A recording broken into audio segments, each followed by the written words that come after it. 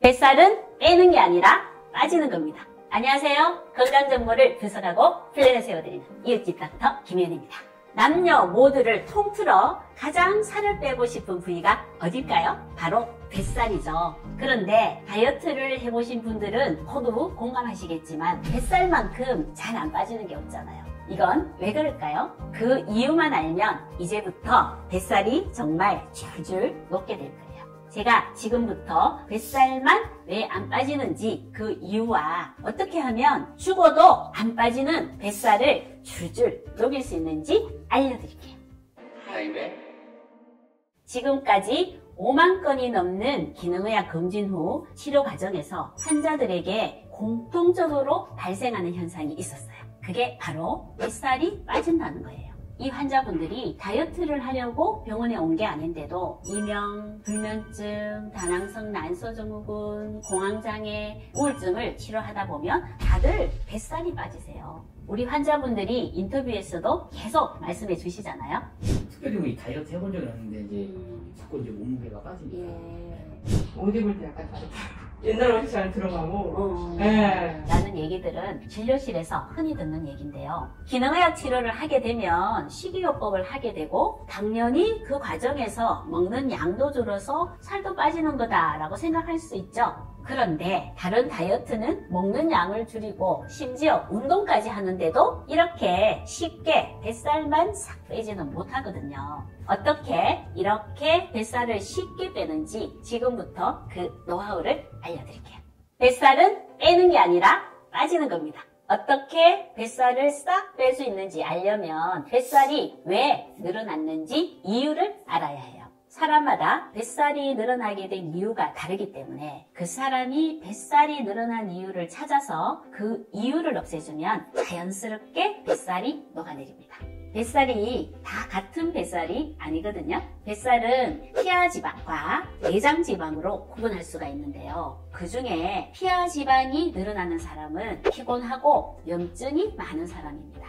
우리 몸이 자신이 위기에 처해 있다라는 판단을 하게 되면 자신을 지키기 위해서 마치 적군으로부터 보호하기 위해 성을 샀듯이 배 주변에 지방을 쭉 둘러서 나를 보호하려는 신체 반응이 일어나요. 배가 앞으로 툭 튀어나오면 목의 중심을 맞추기 위해서 뒷목 부위에 지방을 쌓아서 목이 짧아지고 등과 어깨 부분이 두툼한 거북등과 같은 체형으로 바뀌게 됩니다. 이런 분들이 뒷목과 배의 지방을 아무리 녹이고 지방 흡입까지 해서 지방을 빼어내더라도 근본적인 원인인 호르몬의 불균형과 염증을 없애주지 않으면 배와 뒷목에 다시 지방이 쌓여요. 몸 안에서 계속 지금 위기 상황이야 라는 신호가 오기 때문에 성을 샀듯이 계속 배둘레에 지방을 샀는 수밖에 방법이 없거든요. 그럼 내장지방은 어떨까요? 이제는 살을 빼려면 밥이나 빵과 같은 탄수화물을 적게 먹어야 한다는 것을 많이들 알고 계시죠? 탄수화물을 많이 먹었을 때 생기는 인슐린 저항성과 염증이 내장지방이 늘어나게 하는 원인인데요. 여러분, 몸에 나쁜 인스턴트 식품이나 맵고 짠 음식들이 언제 당기시던가요? 퇴근길이나 애들 학교 보내고 난 뒤에 엽떡이나 매운 닭발 같은 게 당기지 않으세요? 힘든 하루 일과를 마쳤을 때 오늘따라 되는 일 하나 없고 스트레스 쌓이고 우울할 때 이럴 때 그런 생각이 많이 드시죠? 내 몸의 기능이 일상적인 과로와 스트레스에 흔들리지 않을 정도로 단단해지면 굳이 다이어트를 한다고 노력하지 않아도 건강한 음식을 먹고 활동량이 늘어나서 나도 모르게 내장 지방이 녹아내립니다. 여러분, 뱃살은 빼는 게 아니라 빠지는 겁니다. 우리 환자분들 사례를 보시면 제 말이 잘 이해가 되실 건데요. 세 분의 사례를 한번 보겠습니다. 첫 번째, 1년 동안 15kg을 감량하신 분. 두 번째, 6개월 만에 복부 사이즈가 5cm 감소되신 분. 세 번째, 2개월 만에 복부 사이즈 5cm 감소되시고 체지방이 3kg 줄어드신 분을 설명드릴게요.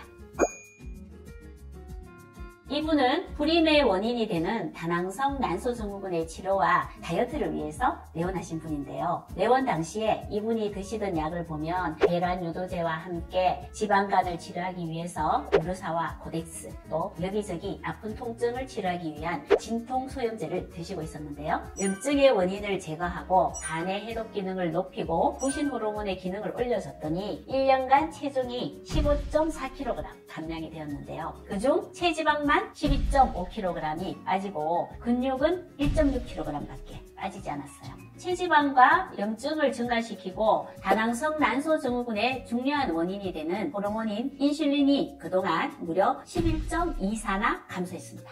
인슐린의 농도가 떨어지면 살이 잘 빠지는 몸으로 바뀌게 돼요. 약을 먹지 않았는데도 나쁜 콜레스테롤인 LDL 콜레스테롤이 무려 51mg/dl나 떨어졌어요.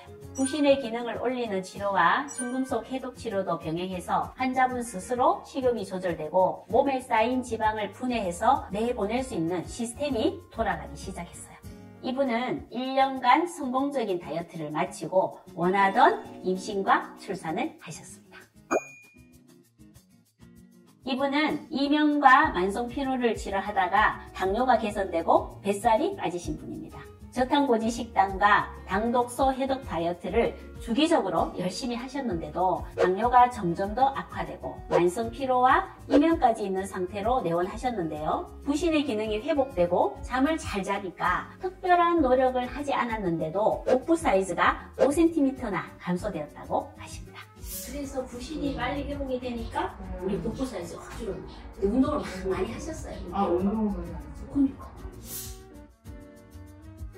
이분은 돌발성 난청 후에 생긴 이명치료를 위해 내원하셨던 분이세요. 치료 후 이명이 사라졌을 뿐만 아니라 덤으로 얻은 것이 3가지가 있다라고 말씀하셨는데요. 다이어트를 해본 적이 없는데 치료 기간 동안 복부 사이즈가 5cm나 빠지시고 지방이 3kg 가까이 빠졌을 뿐만 아니라 혈압이 떨어지고 여태까지 살면서 혈당이 100 아래로 떨어진 적이 없었는데 88까지 떨어졌다라고 하셨습니다.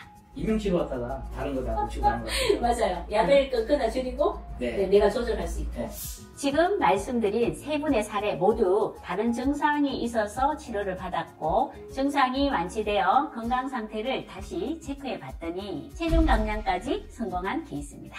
다이어트를 위해 뭘 열심히 한 것이 아니라 치료 과정에서 몸을 건강하게 만들었더니 자연스럽게 뱃살이 녹아내렸습니다.